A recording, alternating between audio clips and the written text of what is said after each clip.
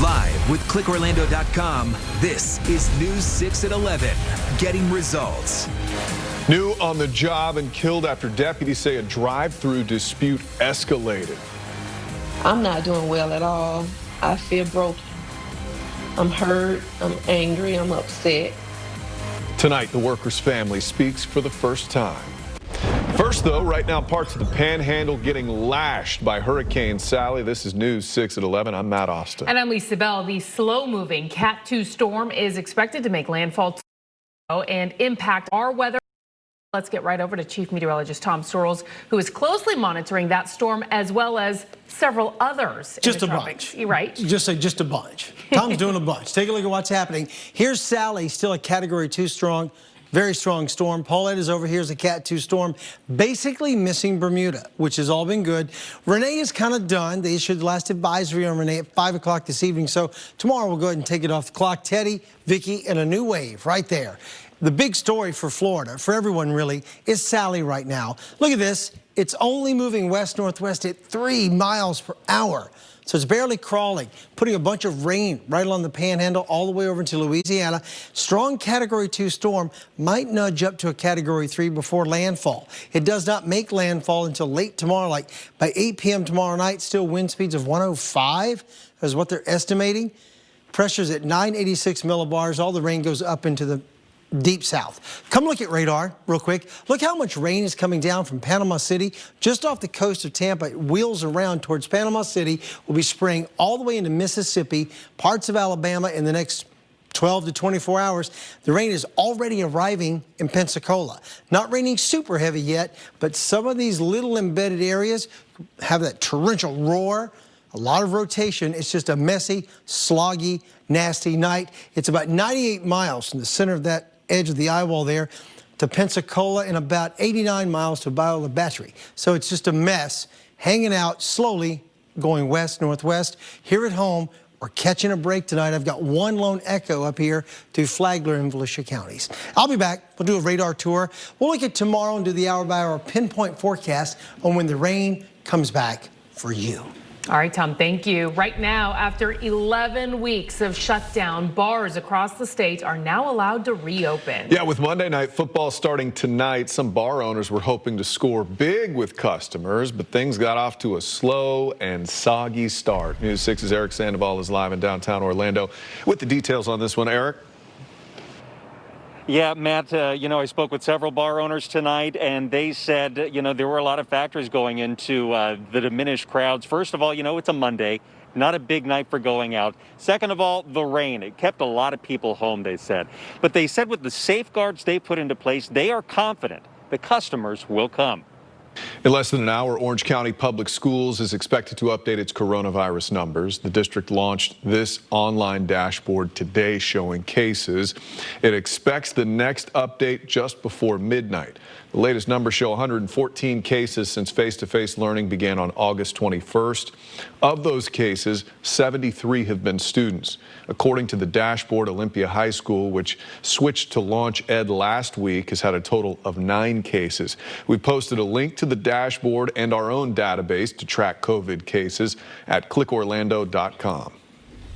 And a positive trend in the state's fight against coronavirus. Florida reporting a little more than 1,700 cases today, posting the lowest positivity rate in 3 months at 3.9%. This graph, compiled by clickorlando.com, shows the daily positivity rate. The last time it was at 3.9% was back on June 8th. That is the third straight day the state's rate has been under 5%. New at 11, a month and a half after a fast food worker was shot dead on the job. We hear from the victim's family. Detectives say it began with an upset customer when the drive-thru was taking too long. News 6's Troy Campbell is outside the Orange County Jail tonight. And Troy, you spoke with the victim's mom. Well, it was a tragedy along I-Drive. Tonight, investigators have identified that worker who fell to his death. This happened at the Star Flyer attraction this morning in Orlando's tourist district. Orange County Fire Rescue says Jacob Kaminsky was about halfway up that 450-foot ride when he fell onto the platform. The ride is closed until further notice. Results 2020 is heating up. We are less than 2 months until the election, and presidential candidate Joe Biden will be in Central Florida tomorrow. The Democratic nominee is set to visit Kissimmee for a Hispanic Heritage Month event at 6:30. Meantime, President Trump was in California today getting a briefing on the wildfires. Natalie Brand is at the White House with more. And News 6 is making sure you have everything you need to know to head to the polls. More than 2,600 people called in during our voter registration phone bank today to see a sample ballot, find polling locations, and get crucial deadlines ahead of Election Day. Head to clickorlando.com/results 2020. Well, a theme park pulls the curtains on a fan favorite. The details just released about Halloween Horror Nights, and in danger of capsizing, the life-saving rescue off the coast of Florida coming up. Plus, and for 10 days it rained inside the house, and so we lost everything. Yeah, she did lose everything and dealt with tragedy when neighbors then stepped in. The local community who got results. That's coming up. Tom? Hurricane Sally over here in the Gulf causing a ruckus from just outside of Louisiana all the way down just off the coast of Tampa. I'll be back to pinpoint that thing. We'll also show you hour by hour when the rain comes rolling right back into Central Florida. Stand by. I'm watching a car that kind of matches. First, though, hovering above, monitoring from the sky, when this pilot suddenly realized something's happening at his own house. Crazy story. What happens next? Coming up, you're watching News 6 at 11, live on our Monday night, getting results for Eustis, Lake Mary, and all of Central Florida. This portion of the news is brought to you by Rubenstein Law. Live with Matt Austin, Lisa Bell, weather with Chief Meteorologist Tom Sorrells, and sports with Sports Director Jamie Say. This is News 6 at 11, getting results. an unexpected turn on the job for a helicopter pilot with the Seminole County Sheriff's Office. He was patrolling from above when suddenly he got an alert from his Ring camera. The video showed strangers checking handles on his cars while an SUV followed them through the neighborhood. So the pilot called Volusia County deputies who shared this video with us. The pilot was able to spot the suspect vehicle from the sky. They did not pull over. Deputies then deployed stop sticks, slowing down the car. However, the suspects bailed while it was still moving. They were arrested in Sanford. They messed with the wrong guy. Those guys need to find a new line of work because this is not working for them. Luck is not on their side. New at 11 now, one dog had a terrible morning, trapped 40 feet underground. So take a look at this video from Alachua County Fire Rescue shared on Facebook. This morning, fire department responded to a call of a dog stuck in a sinkhole. Golden retriever Sammy fell in when it opened up in his family's backyard. One lieutenant saved Sammy with a rope, ladders, and a whole lot of trust. Look at him coming out of there. Now he is back home with his family, has no injuries. That was a dangerous job. That's incredible. They had a lot going on. A sinkhole, their dog being rescued. It was a lot going on. New at 11, a home makeover thanks to a community banding together to help a widow. Yeah, neighbors came out to clean up her property, something that had fallen behind after tragedy. News 6's Nikki Zizaza has the story.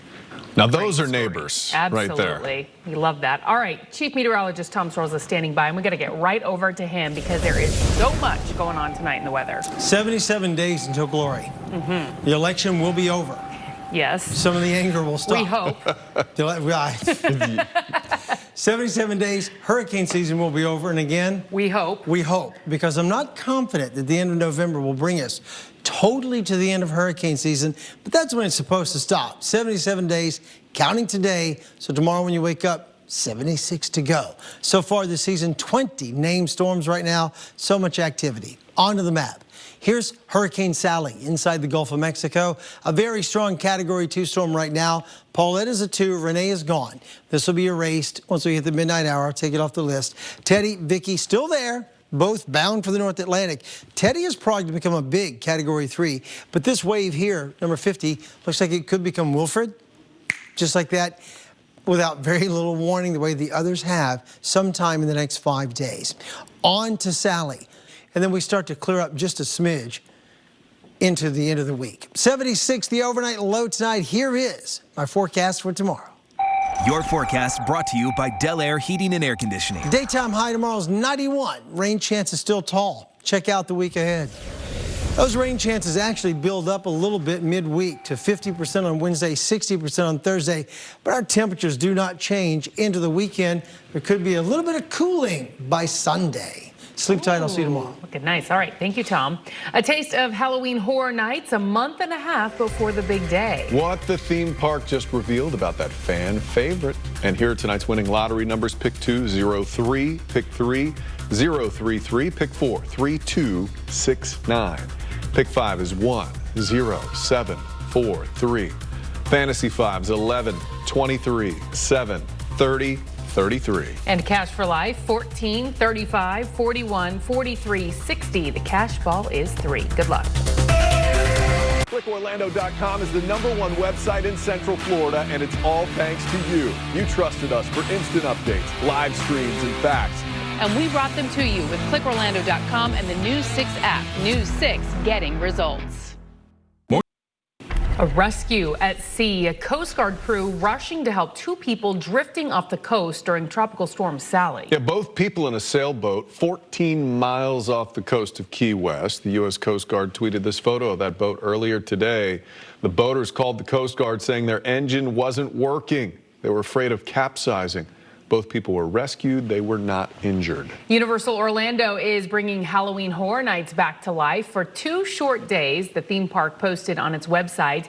It is doing a Halloween seasonal experience test beginning this weekend. A limited number of people will get the chance to go through 2 haunted houses. The houses are Universal Monsters, The Bride of Frankenstein Lives, and Revenge of the Tooth Fairy. The virtual line will be available for the haunted houses, meaning guests can use the official Universal Orlando app to choose a return time to experience the houses. Now, this will only be available on Saturday and Sunday for now. You can read more about this at clickorlando.com/theme parks. I have to imagine that's going to be packed. If you pass the test, though, and it goes well, maybe we'll see more. Yes, it's in high demand for sure. Ryan's in with sports. Buccaneers fans, I know you need to pick me up today. Ryan? Yeah, this is the real horror show, right? They needed a hug or a do-over or something. It is just one game, but it had a familiar ring to it. Bruce Arians offers his thoughts, and the time has finally come for UCF. The Knights readying for the opener at Georgia Tech. We'll also talk a little Mackenzie Milton just ahead. Night Nation remembers, but man, it feels a lot longer than 9 months since we last watched UCF against Marshall in the Gasparilla Bowl. Perhaps Brady needs to grow a killer mustache to get it in gear. Gardner Minshew's got one, and he's got some game too. Now, not many people can pull off a Randy Macho Man Savage headband, but not many people can complete 95% of their passes either. The Jags quarterback did both in yesterday's 27-20 victory over the Colts. Yeah, it was huge, man. We had some critical situations where, the defense needed big stops, and the fans were right there with us. Really felt like a home field advantage, even though the limited capacity. I'd encourage people to keep coming out. Matt and Lisa, let's go back to you. Masks with one of those A little stash right there, on. yeah. That looked good. Thanks for joining us tonight. Good night.